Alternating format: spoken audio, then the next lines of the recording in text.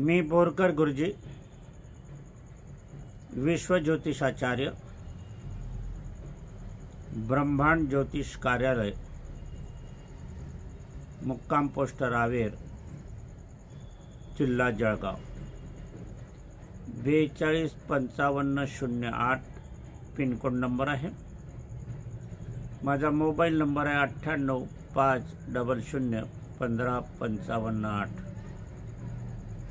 बुधवारी कार्यालयाला सुट्टी असते। मला प्रत्यक्ष भेटायचं असेल तर आपण एक दिवस अगोदर मोबाईल करायचा, मी आहे की नाही, हजर आहे की नाही कार्यालयात हे बघायचं, आणि येताना पण मोबाईल करायचा। पुष्कळसे जण आदल्या दिवशी मोबाईल करतात आणि त्यांना काही काम निघते, काही व्यस्तता असते, इतर कारणं असतात आणि ते येऊ शकत नाही। त्याबद्दल माझं काही म्हणणं नाही, परंतु तुम्ही येऊ शकत नाही हे मला पुन्हा कळवायला पाहिजे। मोबाईल करायला हवा। येतो आहे जसा मोबाईल करता तसा येत नाही हा पण मोबाईल आदल्या दिवशीच करायला हवा। नाहीतर मी तुमची वाट बघत असतो, कार्यालय उघडं ठेवत असतो आणि तुम्ही येत नाही, माझा टाईम जातो, इतरांना मार्गदर्शन मला करता येत नाही, माझी इतरत्र कामं माझी अडकून राहतात। याच्यासाठी जे निघताना मोबाईल करतील त्यांच्यासाठी मी हजर राहण्याचा प्रयत्न करेन। असो, रावेर कार्यालयामार्फत, ब्रह्मांड ज्योतिष कार्यालयामार्फत परमभाग्य लक्ष्मी कवच आणि सर्व कार्यसिद्धी यंत्र आम्ही विनामूल्य देत आहोत। अभिमंत्रित करून ज्यांची श्रद्धा असेल त्यांनीच मागवावं। याच्या अर्थावरूनच तुम्हाला कळेल परम लक्ष्मी भाग्य कवच, सर्व कार्यसिद्धी यंत्र सर्वांना दिशेरशी लावायची।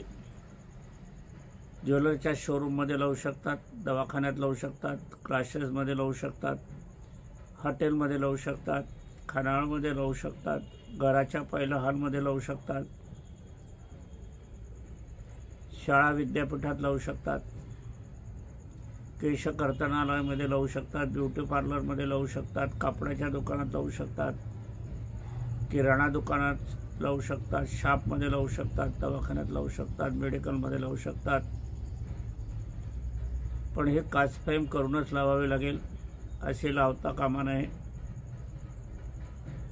अभिमंत्रित करून दिले असल्या कारणाने आपल्याला प्राणप्रतिष्ठा वगैरे काही करण्याची गरज नाही। शुभ मुहूर्तावर अभिमंत्रित झाले असल्या कारणाने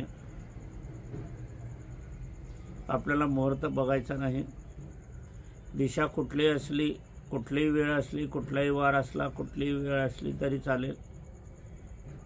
एका जागी लावा, 2 जागी लावा, पण सर्वांना दिशेरशी लावा। 7 बाय किंवा 6 बाय 11चं पाकिट घ्या, त्याच्यावर आपला पत्ता लिहा, त्याच्यावर 25 रुपयाची पोस्टाची तिकीट लावा, चिटकवा।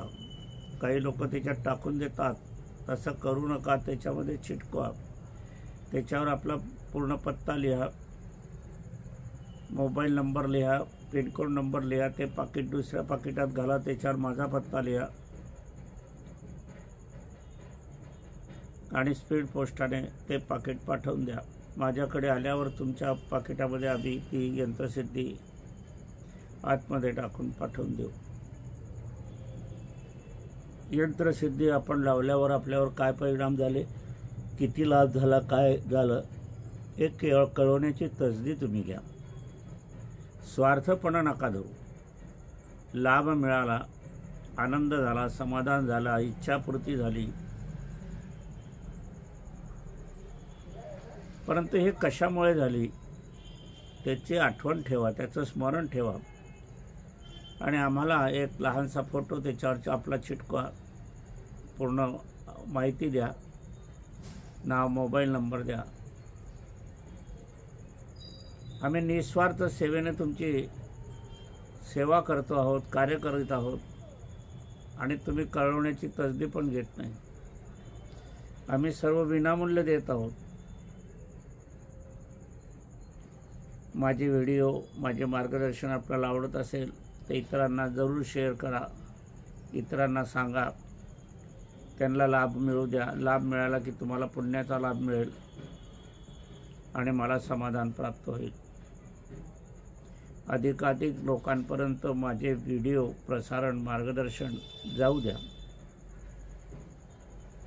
कारण आपल्याला हे प्रसारण विश्वस्तरावर न्यायचं आहे.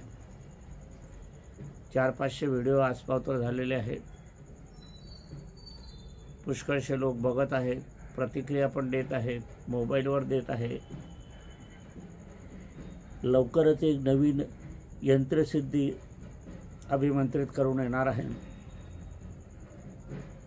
गुढीपाडवा झाला, आणखीन कुठला शुभमुहूर्त बघतील आणि माझ्याकडे पाठवतील. आजचा विषय सुरू करण्यापूर्वी माझी पत्नी स्वर्गीय सौ निर्मलाबाई बोरकर यांना अभिवादन करूया आणि आजच्या कार्याचं समापन करूया. जवळजवळ 500 व्हिडिओ तयार झालेले आहे ज्योतिषशास्त्राच्या मार्गदर्शनानुसार. ज्योतिषशास्त्र हे अगाध आहे. 7 पिढ्या झालं तरी ज्योतिषशास्त्राचं आपल्याला कणभरी ज्ञान येणार नाही इतकं ज्योतिषशास्त्र आहे. आपण आजचा विषय 7:30चा घेणार आहोत. 7:30 बद्दल सर्वांना ज्ञान आहे, माहिती आहे. काहींना गैरसमज आहे की 12 वर्ष पावतर 7:30 लागत नाही. हा ठाम निश्चय, हा ठाम भ्रम आहे.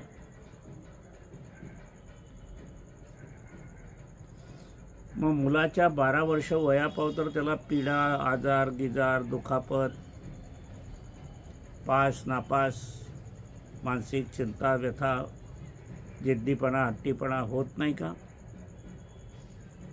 मग हे कशाचे परिणाम आहे? काहीतरी भ्रम फैलवला जातो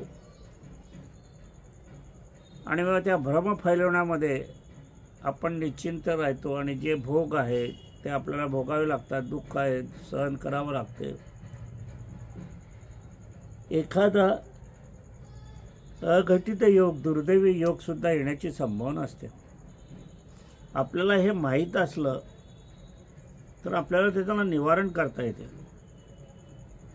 त्याच्यापासून बचाव करता येतो. आपल्या मुलाला संरक्षण देता येते. अधिकाधिक आपण त्याविषयी उपासना आराधना करून आणि अधिकाधिक त्याच्यावर लक्ष ठेवून आपण संकटावर मात करू शकतो. परंतु माहीत नसलं तर,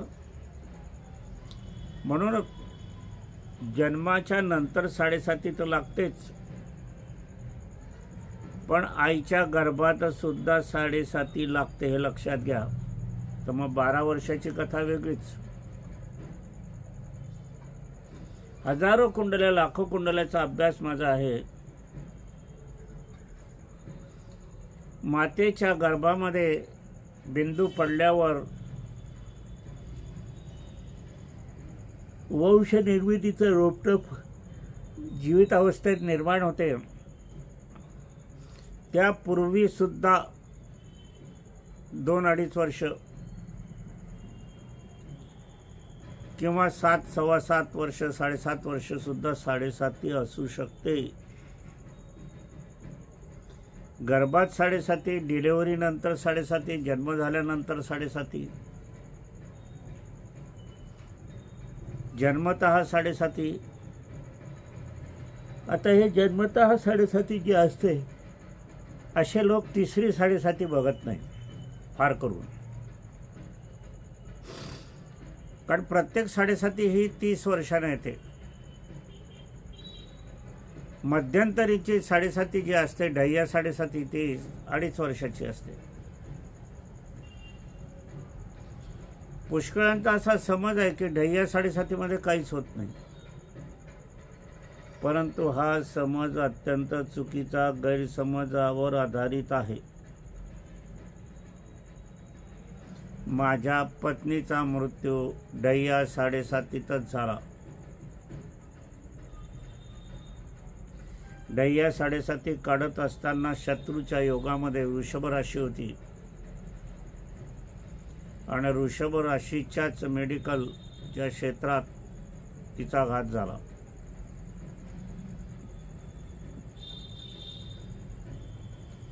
आता हे घात झाल्यावर कर्मगती सुरू झाली.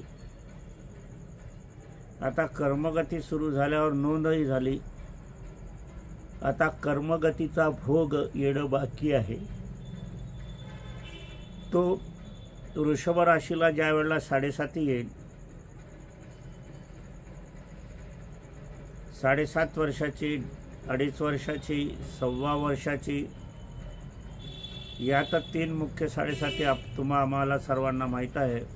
बहुतेकांना 2च माहीत आहे. परंतु हजारो 7.30चे प्रकार आहे. 11,000 प्रकार आहे. दृष्टी 7.30, कर्तरी 7.30, अशुभ 7.30, पापकर्तरी 7.30, प्रत्येक भावानुसार 7.30. 7.30 ही शनीचीच असते हे मात्र नक्की आहे, लक्षात घ्या. 7.30चा स्वामी शनीच असतो. शनीला सहाय्यभूत 7.30 मध्ये यम करतो.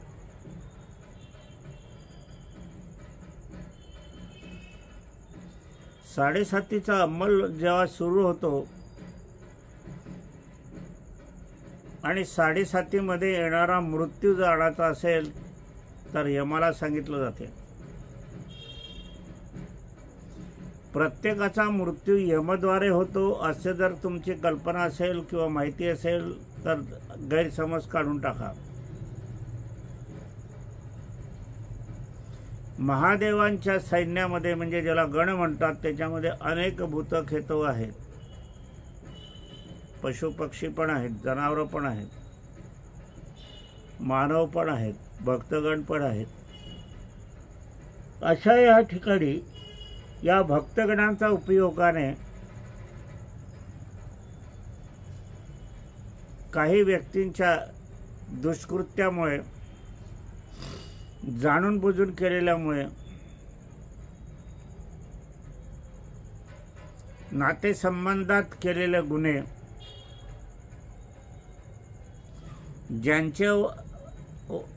ज्यांच्यामुळे आपण तरलो आहोत, जगलो आहोत, निर्मिती झाली आहे, ज्यांच्या संपत्ती आपण घेत आहे, त्यांच्या घरात राहतो आहे, त्यांच्यामुळे आपल्याला नोकरी लागली, त्यांच्यामुळे घराण्याचं नाव मिळालं, त्यांचीच आर्थिक संपत्ती आपल्याला मिळालेली आहे, लाभलेली आहे, अशा विषयी तुमचं कर्तव्य चुकलं एक अणुभरही तर तुमच्या गुन्ह्याला माफी नाही. हे वाक्य माझं लक्षात ठेवा.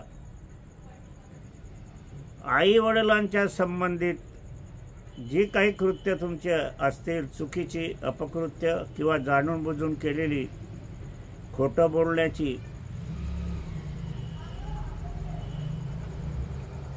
तर अशा गुन्ह्याला माफी मुळीच नाही. ज्यांच्यासाठी तुम्ही हे अपकृत्य केलं, खोटे बोलले, असत्य वागले, त्यांनी तुम्हाला आशीर्वादही दिले तर ते आशीर्वाद त्यांचे लाभणार नाही. कारण कर्मगती अशाची नोंद घेत नाही. लोकसभेमध्ये, विधानसभेमध्ये काही अनुचित बोलणे आमदार खासदारांचे होतात, मंत्र्यांचे होतात. ते बोलणे लिहिले जात नाही काही. त्याचप्रमाणे आईवडिलांनी आशीर्वाद दिले आणि ते करणाऱ्याचा दोषारोप असेल, जाणून बुजून केले असतील, कळत नकळत झाले असतील किंवा खुनशीपणाने केले असतील, मनामध्ये दुष्ट भावना असतील, उपकाराची जाण नसेल, मनामधून शिव्याशाप असतील तर आशांना भोगप्राप्ती ही होणारच आहे.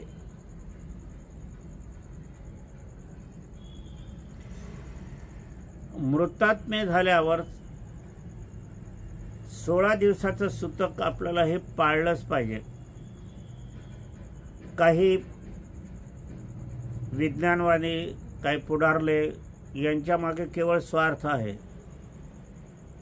की 3 दिवसाचंच करा, अस्थि विसर्जन संपलं. काय विचार आहे मला कळत नाही.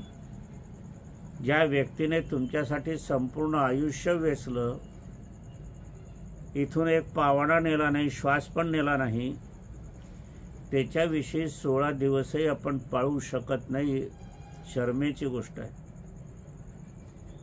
याच्यात निव्वळ स्वार्थ आहे. व्यवसाय चालू करा, धंदा चालू करा, नोकरीवर निघून जा, म्हणजे केवळ पैसा मिळवणे, बाकी काही नाही. नाहीतर मग यात्राला निघून जा, प्रवासाला निघून जा, हनीमून करा, लग्न पण करा, मौंज पण करा. 16 दिवसाचं पथ्य पाणी गोड खाऊ नका, बाहेरचं खाऊ नका, दुःख व्यक्त करा, आठवण करा, हे नाही.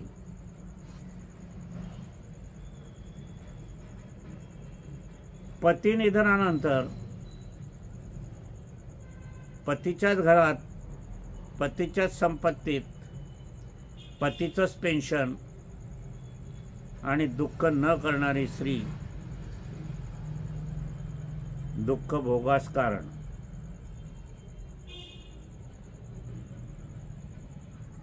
पत्नीचं निधन,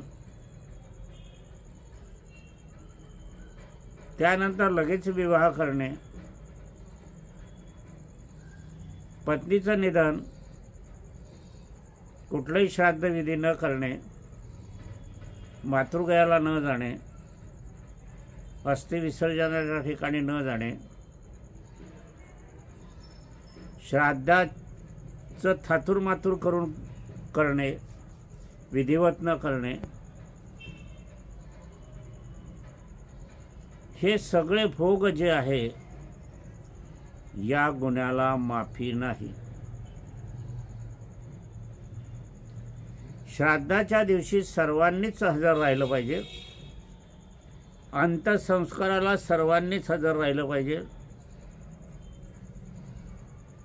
मुलाची परीक्षा आहे, अभ्यास आहे, कशाला बोलवा, कशाला सांगा. किती स्वार्थ बुद्धी आहे याच्यामागे.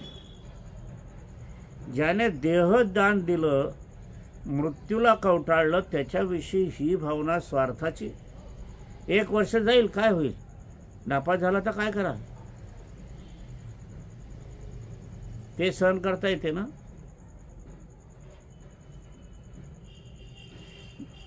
काही परीक्षा असतात 12वी नंतर, 11वी नंतर, 10वी नंतरच्या बाहेरच्या, कुठेतरी तुम्ही अकॅडमीमध्ये नाव घालतात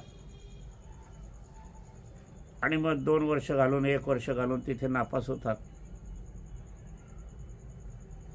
आणि मग पुणे दुसरीकडे घालतात, रिपीट त्याला म्हणतात. ते चालते, हे चालत नाही. जे गरजेचं आहे ते पाहायला पाहिजे. अशा लोकांनी कितीही नारायण नागबळी कालसर्पशांती केली तरी ती लाभणार मुळीच नाही.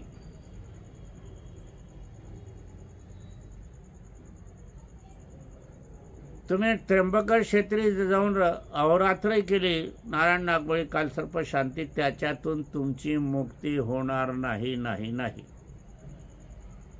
कारण या गुन्ह्याला माफी नाही.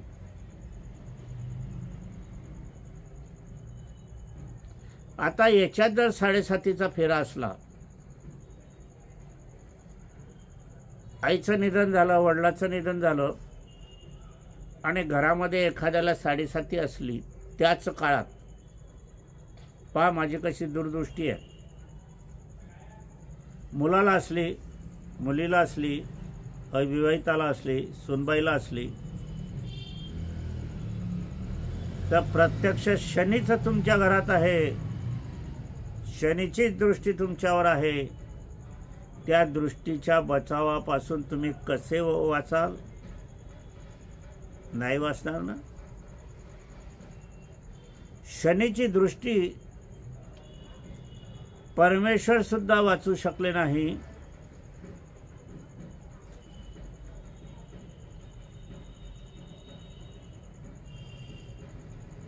पार्वती पुत्राचा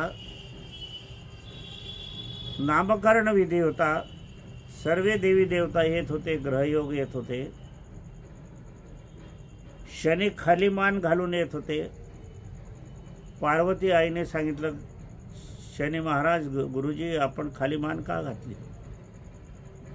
बाळाला बघा माझ्या. शनी खाल्याच्याच वाड्याने म्हणे मी बघू शकत नाही, पण बाळाला 7.5 आहे आणि मी बघितलं तर अनर्थ होईल. पार्वतीचं खरोखर शनीवर प्रेम होतं आणि शनीच्या दृष्टीमुळे होणार नाही असा तिचा ठाम विश्वास होता पार्वती देवींचा. आणि मग पार्वती देवींच्या अट्टाखातर शनीने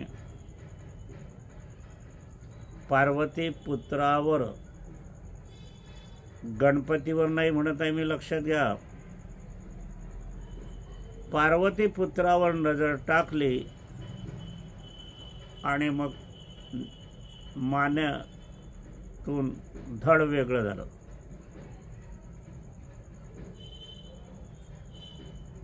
हा प्रकार पाहता सगळेजण अचंबित झाले. ब्रह्मदेवाने सांगितले, 7.5 झालं, तुम्ही ऐकलं नाही. ब्रह्मदेव आणि विष्णूंनी मग जे हत्तीचं शिर पिता शंकरांनी बसवलं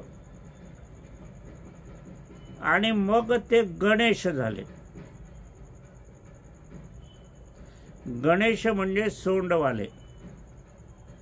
आणि पार्वतीपुत्र तुमच्या आमच्यासारखा.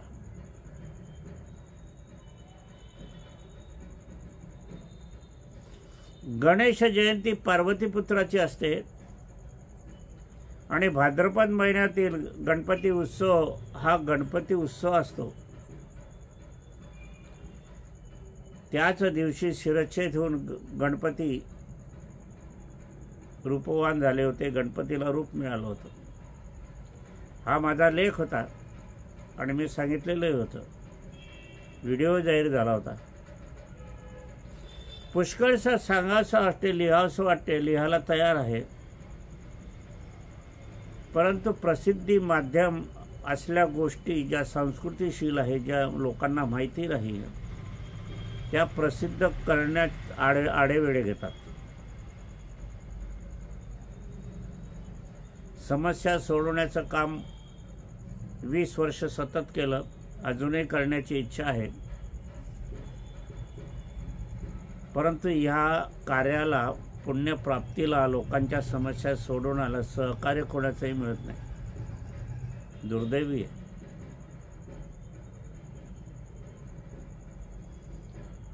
म्हणूनच मी यूट्यूबवर हे बोरकर गुरुजीचं चॅनल चालू केलं की लोकांना आपण याच्या माध्यमातून माहिती देऊया, मार्गदर्शन करूया.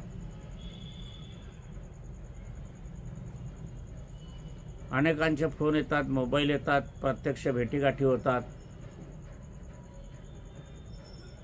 आणि चर्चा होतात आणि त्याच्यातून मग माझं कौतुक करतात, शाबासकी देतात, वयोवृद्ध असले आशीर्वाद मला मिळतात. आणि मी हे कार्य चालू ठेवणार आहे. हे माझी पत्नी स्वर्गीय सौ निर्मलाबाई बोरकर यांच्या शेवटच्या इच्छेनुसार. 76 वय आहे, एकाकी आहे, दिवस आणि रात्री एकाकी राहावं लागते, कार्यालयात एकाकी काम करावं लागते. एखादी वस्तू ठेवली गेली आणि विसरली गेली तर काय करावं हा प्रश्न ज्यावेळेला येतो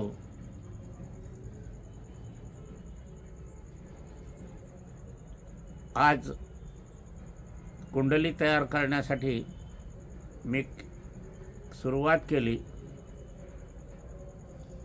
आणि काही मंडळी आली. 2-2.5 तास चर्चा झाली. त्या चर्चेमध्ये कुंडली कुठे ठेवली गेली माहिती नाही, स्मृती नाही, आठवण नाही, स्मरण नाही आली, सापडली नाही. हा व्हिडिओ जारी करण्यापूर्वी मी आंघोळ केली, स्नान केलं, स्वर्गीय सौ निर्मलाबाई बोरकर यांच्याजवळ दिवा लावला, अगरबत्ती लावली, धूपदीप्ती लावली, नमस्कार केला आणि नित्याप्रमाणे कुंडली रजिस्टरच्या मध्ये मला सापडली. म्हणून मी निश्चिंत होऊन हा व्हिडिओ जारी करतोय, नाही तर व्हिडिओ जाहीर झालाच नसता. कारण तर जोपर्यंत कुंडली सापडली नसती तोपर्यंत स्वस्थ चित्त लाभले नसतं.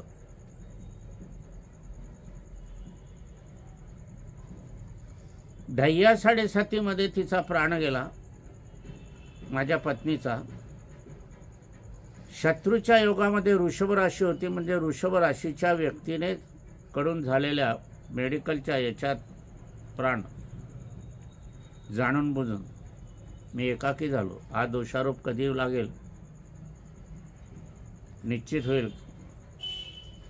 जसं केलाय तसं भरावं लागते, जसं पेराल तसं उगवत असते. कर्मगती चुकत नाही, अशा गुन्ह्यांना माफी नाही. 7:30 कुंडलीच्या माध्यमातून कशी आहे बघायला हवं. अनेकांचा ग्रह असा आहे की 7:30 हे अशुभच असते. 7:30 खरोखर अशुभच असते. परंतु आपली कर्मगती जर चांगली असेल, आईवडिलांची तुमच्याकडे सेवा असेल, सासू सासऱ्यांची सेवा असेल, आजोबा आजींची सेवा असेल, तर हीच 7:30 हाच शनी धनी होतो. एवढं धन देतो की आपली झोळी फाटून जाते, आपली तिजोरी लहान पडते.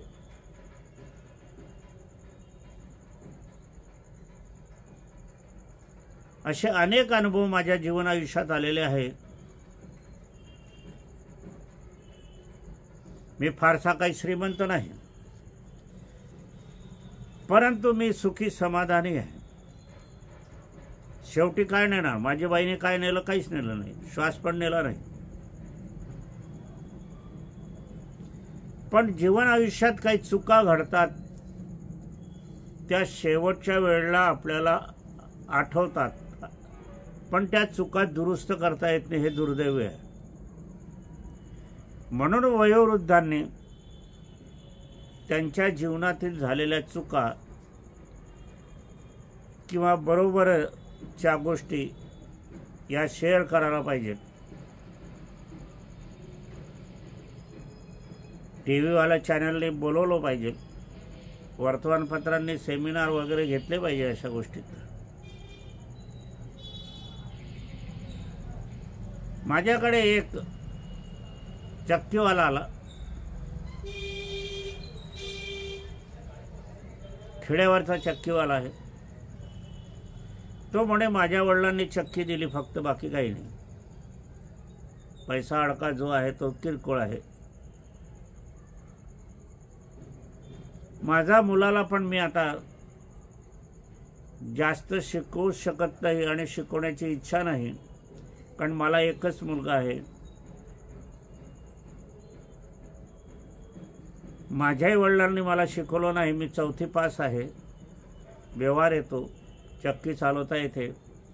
वडील वृद्ध झालेले आहे, रुग्णशय्येवर आहे. म्हणून मी माझ्या मुलालाही आता शिक्षण देत नाही. मी त्याला 10वी पावतर शिक्षण दिलं आणि काढून टाकलं, कारण माझी तशी आर्थिक स्थिती पण नाही. आणि मला ह्याच चक्कीच्या मध्ये त्याला टाकायचं आहे. नोकरी इतरत्र मलाही नको आहे. काहींना हा विचार चुकीचा वाटेल,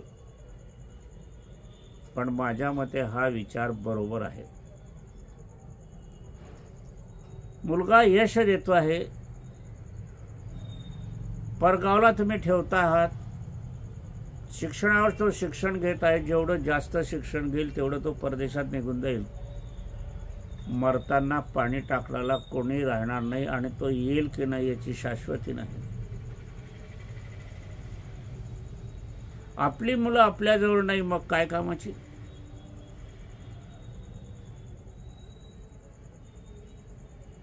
मुक्तिधाम नाशिकमध्ये मी आणि माझी पत्नी स्वर्गीय सौ निर्मलाबाई बोरकर आम्ही तिथे संध्याकाळी जात होतो. काही फुटाणे, चणे गिणे, आईस्क्रीम. आणि तिथे जे वृद्धग्रहण जमत होते, कोणी म्हणे कॅनडाला आहे, कोणी म्हणे रशियाला आहे, कोणी म्हणे ऑस्ट्रेलियाला आहे. मी एकटाच राहिलो आहे. ते आजी सांगत मी एकटीच आहे. वडील गेले तर कोणी आलं नाही, आई गेली तर कोणी आलं नाही. काय जीवन आहे. आपण एकाकी जीवन, त्यांचं आयुष्य घडवण्यासाठी आपलं आयुष्य बर्बाद करायचं, दावाला लावायचं, नष्ट करायचं. वर्तमान स्थितीमध्ये मी याचा मागोवा आणि अभ्यास घेण्याचा प्रयत्न केला शनीच्या दृष्टिकोनातून.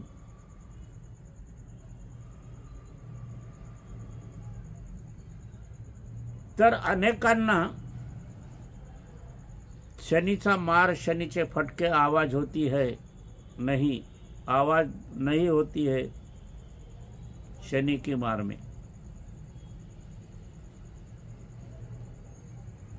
पुष्कळशे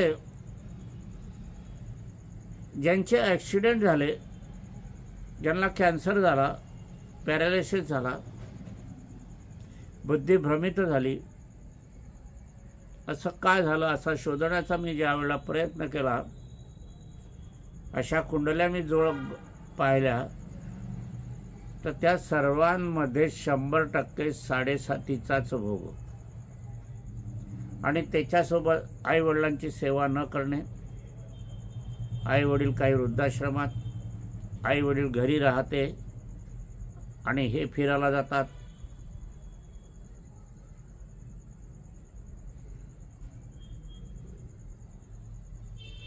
आईवडिलांना समाधान देत नाही, बोलत नाही, चालत नाही, त्यांच्यासोबत वेळ घालवत नाही.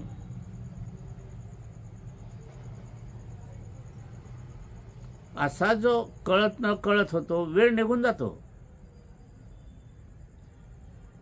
ज्यांचे वयोवृद्ध आहे उद्या ते जाणार, त्याबद्दल वाद नाही. परंतु ते गेल्यावरची निर्माण होणारी परिस्थिती मात्र सावरणाऱ्याला कोणीही तुमच्या सोबत असणार नाही. मुलावरचे संकट निवारण करताना आई वडीलच कामा पडतात. फार क्वचित सासू सासरे कामास पडतात, नाही तर कोणीच नाही.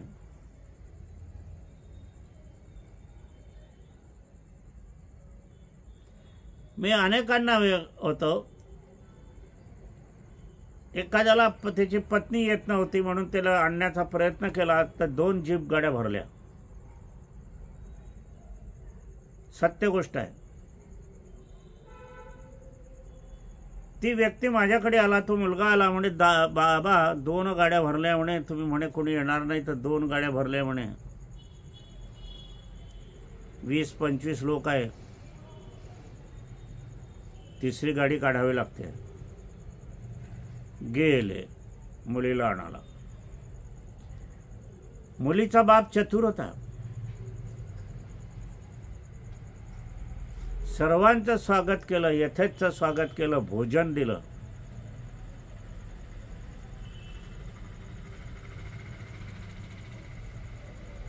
सर्व यथेच्छ जेवले, ज्यांना पाहिजे होतं ते दिलं.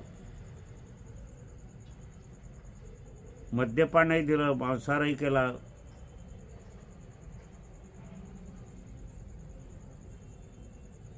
आणि त्यांनी सांगितलं की मुलगीला पाठवतो पण वर्तमान स्थितीत नाही, नंतर बघूया, तुम्ही आले आहे, स्वागत आहे. झालं. सगळ्या खाली हात करत आले.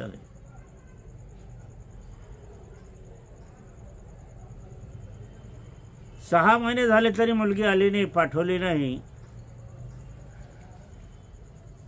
माझ्याकडे पुन्हा चिरंजीव आले, मुलगा आला. तो बाबा म्हटलं काय करते बाबा. 30 लोक घेऊन गेला होता ना? हो म्हणे. म्हटलं त्या 30 लोकांना प्रत्येकाला जाऊन सांग की मला कोर्टात फिर्याद दाखल करायची, तर तुमची साक्ष मी टाकू का? एकाने त्याला होकार दिला नाही. उगाच आमचे केस पांढरे नाही झाले. अनुभव आहे गाठीला. जेवणाला सगळे येतील, घ्यायला सगळे येतील, संकटाला धावून येणारे फार क्वचित असतात आणि ते फक्त आईवडीलच असतात. आईवडील असतात, संकटावर धावून येतात, संकट निवारण होते, 1-2 संकट, तरी पण मुलं सुधरत नाही, सुना सुधरत नाही. हे दुःखद आहे. असे अनेक किस्से आहे माझ्याजवळ, प्रत्येक जाती धर्मात.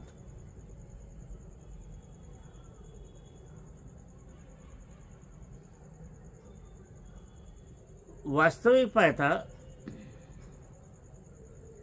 ज्यांनी प्रत्यक्ष दिलेले आहे, उतारा दिलेला आहे, पासबुक भरलेला आहे, सोनं नाणं चांदी दिलेलं आहे, दागदागिने दिलेले आहे. सासू दागदागिने सोडूनच जाते, जमीन जुमला सोडूनच जातात, काही नेत नाही कोणी. प्रत्यक्ष दिलेल्या असताना त्यांना नाही, ज्यांचा काही संबंध नाही, अशांसाठी 2-2, 3-3 तास पूजेत घालवणे, त्यांच्यामुळे मिळालं म्हणून मानणे, किती मूर्खपणाचं आहे. तसं असेल तर हे बाजूला ठेवा, हे दानधर्म करून टाका आणि तुम्हाला जो देतो आहे त्याच्याकडे मागणी करा. चॅलेंज आहे माझं.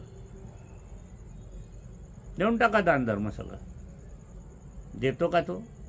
कोणी असो, योगपुरुष असो, महाराज असो, काही असो.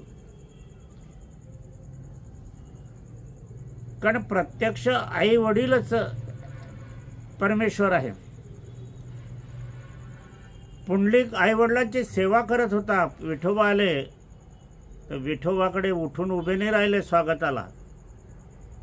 वीट फेकली, इथे उभे राहा, माझी आई वडिलांची सेवा संपल्यावर मी तुमच्याकडे येईल. परमेश्वराला विटेवर उभा राहावं लागलं, आजही उभे आहे. पुंडलिक बना.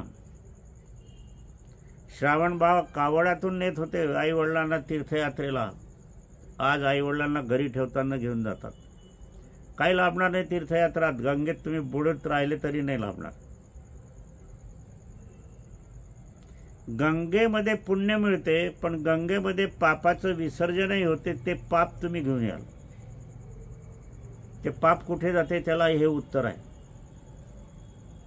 मला एकाने प्रश्न केला होता सकाळी, गुरुजी गंगेमध्ये जर पाप धुतलं जाते तर मग ते पाप आहे, तर मग त्याच्यात सगळं पापच असायला पाहिजे. पापाचं गडूरच तो. बरोबर आहे म्हटलं तुझं बाळ, तुमचं म्हणणं अगदी बरोबर आहे. परंतु जे पाप त्याच्यामध्ये सामावलं जाते, तर हे जे असे जे पुत्र असतात, सुना असतात, इतरत्र असतात, ज्यांचे आईवडील घरी असतात, ते गंगेतलं पाप त्यांच्यासोबत निघून जाते. पुन्हा गंगा स्वच्छ होते.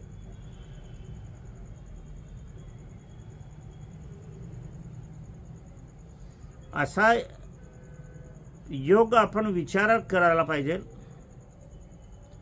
जन्माची 7.5 जी असली ना, ते 7.5 वर्ष नसते,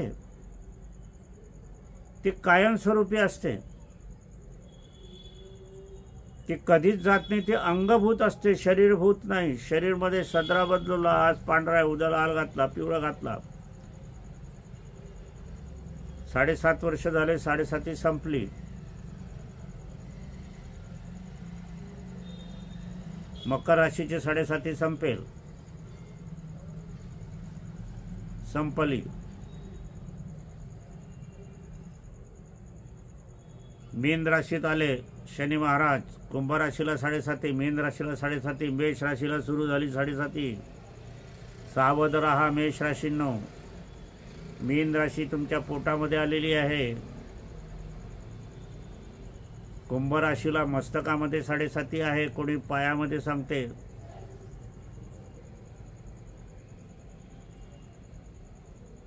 डोक्यामध्ये मस्तकामध्ये आलेले मेष राशीची 7.5 काय थैमान घालते, कारण मेष राशीचा स्वामी मंगळ आणि शनी एकमेकाचे पक्के शत्रुत्व.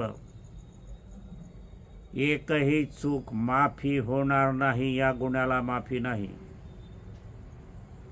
मीन राशीमध्येच शनी आलेला आहे. आता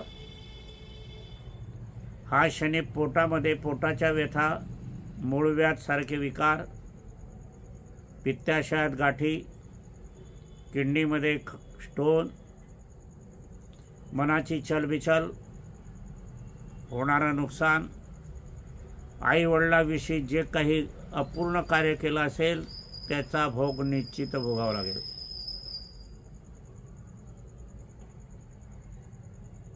मेष राशीला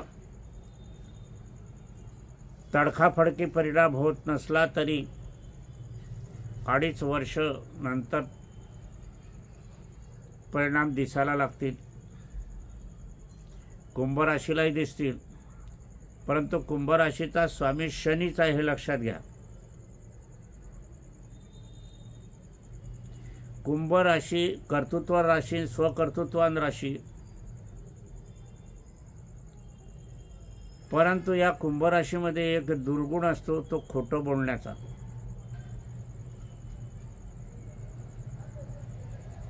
कुंभ राशी फार्मात राशी, कुटुंब वत्सल राशी, कुटुंबाला धरून चालणारी राशी.